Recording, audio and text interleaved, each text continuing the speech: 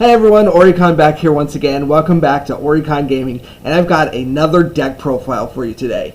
This time, I am continuing along with my upgraded starter meta of using only cards that existed back in the original days of the game, April of last year, when there was only 3 starter decks and some promo cards. And today, we're going to be looking at a blue deck that I've created.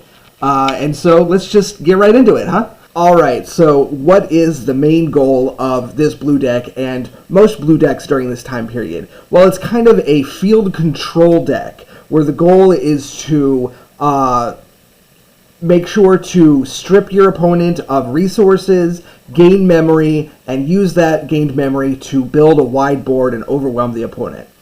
So we don't have a whole lot of cards to work with here, but to start off, we've got our babies. And our babies are 4 Sunomon. This is literally the only choice. There's only one baby. What this does, it gives you plus 1000 DP when battling an opponent's Digimon that has no Digivolution cards. In my playtesting, this has almost never gone off, but it's the only choice, so that's what we work with. Now, as far as rookies go, you have a 4 of Gabumon, a 4 of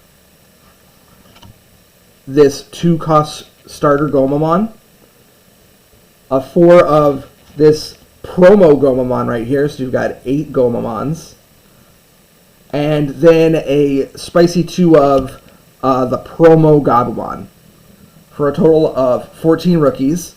Now, the basic stuff is the stuff from the starter deck. This Gabumon right here, when you attack, you trash an evolution source. That's trashing evolution sources in order to proc your Tamer and gain extra memory is basically the main goal of the deck. So that is going to be your most important rookie, but you've also got this Gomamon here is nice just because it costs 2 to play, so it's very cheap and easy to play out. This Gomamon here, when you trash a Digivolution source, if you have this in one of your stacks, you gain a memory. So these 2 rookies actually play well with each other. And then just to round it off, this guy, again playing with that Gomamon, it trashes a Digivolution source when it comes on the field. I've only got a 2 of in here because it costs 4 to play down, and that's quite a lot for a rookie.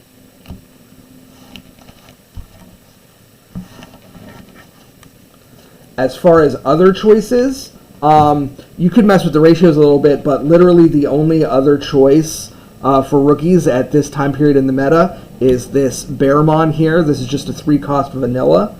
And for my money, if it costs the same, I would much rather have something with an inheritable ability than something that doesn't. So that's why I did not pick the Bearmon. Moving on to our champions, our level 4s, we've got 4 of the Grizzlymon. He is just your staple blocker. You need a blocker in pretty much every deck, barring some exclusions. So yeah, he's a staple. You need him. 4 of this starter Garurumon right here. In addition to that, 4 of the promo Garurumon. And yeah, like I said, these guys are the staple blocker. This does the same thing as the previous Gabumon. This one right here. They trash sources, but the Gabumon has to be a level 5 or less. This can trash any source, so it's actually better. And they stack if they are together, so that's great. This guy right here is a 4-cost to play, so it's a cheap champion, and in addition, you get some extra draw power if you evolve on top of it with a Garurumon, and we've got several choices for that up ahead in the deck. So it's nice little draw power, but in addition, it's basically just a replacement for this Ikakumon in the starter deck. You're losing 1,000 DP, but it's the same cost to play. And like I said before, I'd much rather have an ability than a vanilla if it's the same cost. So the Ikakumon is the only level 4 I had the ability to play and chose not to. Next up, of course, we've got our level 5s, our ultimates. And much like the red profile before, I didn't have a lot of choices, so I went with the 4 Zudomon from the starter deck and the 4 Weregarurumon from the starter deck. The Zudomon, when you digivolve into it, you trash 2 sources, so you're seeing a pattern. The entire line is made to trash sources.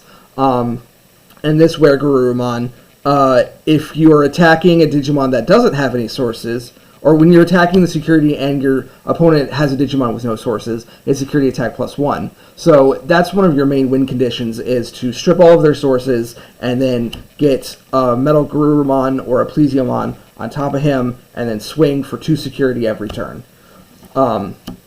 There was one more level 5 that I could have played, but I chose not to, and it's this guy right here, a level 5 promo Weregarurumon.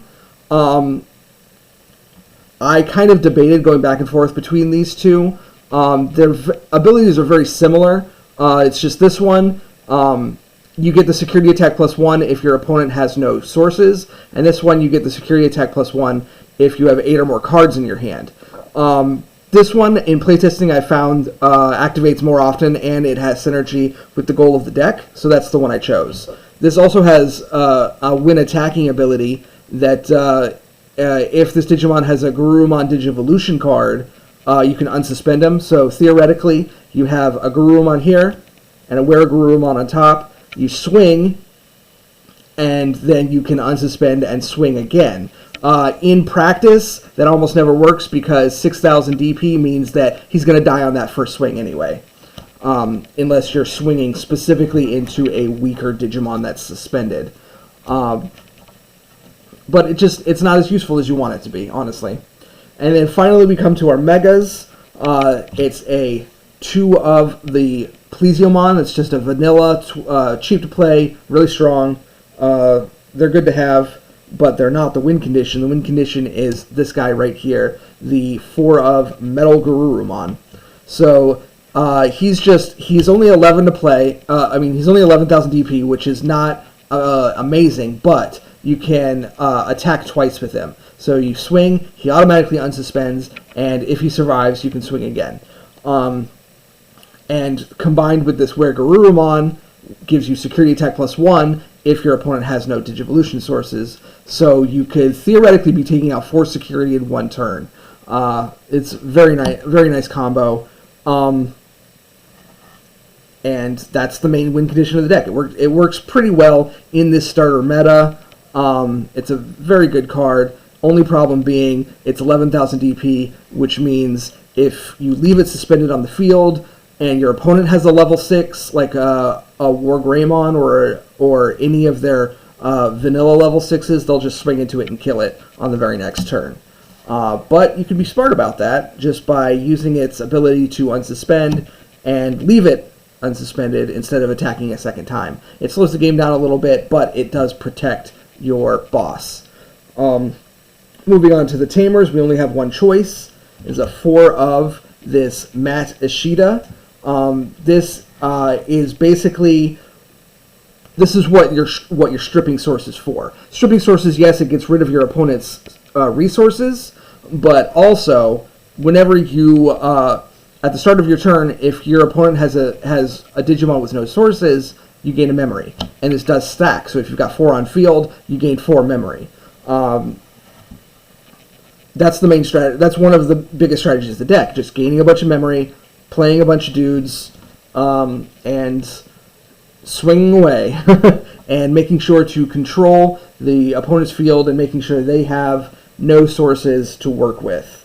And finally, we come to our option cards. This is an easy choice. The original starter deck had way too many option cards, so I had to pare that down, but it was pretty easy to do. You go with 4 Hammer Sparks, which are a staple in just about any blue deck, any deck that has blue cards, period. it costs 0 to play and you gain 1 memory. And if it gets checked in security, it's 2 memory. This is one of the best cards in the game. You have to play it at 4 if you're smart, at least at this version of the game. And then 2 Cocytus Breath. This is one of the only removal in the game, honestly, because blue in this version of the meta does not have very good removal. But what this does is for 7 memory, you can bounce one of their Digimon back to their hand and trash all their sources. So useful in a pinch, but it is nowhere near as good as, say, the Gaia Force card in red. And that's the whole deck. There were more option cards I could have chosen, specifically this Sorrow Blue and this Kaiser Nail, but they just weren't as useful as having another Digimon in the deck. Sorrow Blue basically locks down an opponent's Digimon for the turn. They can't attack or block, but they have to have no sources. So this is kind of a situational card. And I know the deck is made around stripping sources, but in practice, you want to be able to use your cards whenever you want, and this one you can only use sometimes. And then Kaiser Nail. Kaiser Nail is an amazing card. Just for 4 memory, you can take a Digimon's evolution source. This is just an example. So it's a stack. You play 4 memory, and then you take the source out and play it as a separate Digimon. So now you have 2 Digimon. It's a great card in a lot of decks. In the deck that I made, it's not quite as useful because none of my Digimon have on-play effects. So it's building the board, yes, but it's not creating any special effects. And I would much rather have the other option cards, the Hammer Spark and the Cocytus Breath. So that is the deck. So yeah, I hope you liked that deck profile. That is my source stripping upgraded Cocytus Blue Starter Deck. It's definitely not ideal. It's not the best deck in the format. It's got little to no removal, and the very premise of stripping sources is not as useful of a tactic as they wanted it to be. But it's a fun deck to play, and if you're playing with other decks of that time period, where you're not just going to get blown out by something much faster, it's a good thing to try. And so let me know down below what you thought of the deck, good or bad. Love the feedback, and like the video, comment, subscribe, and in our next video I will be doing the same thing and upgrading the Heavens Yellow Starter Deck. So look for that soon. Anyway, I will see y'all on the next video. Bye!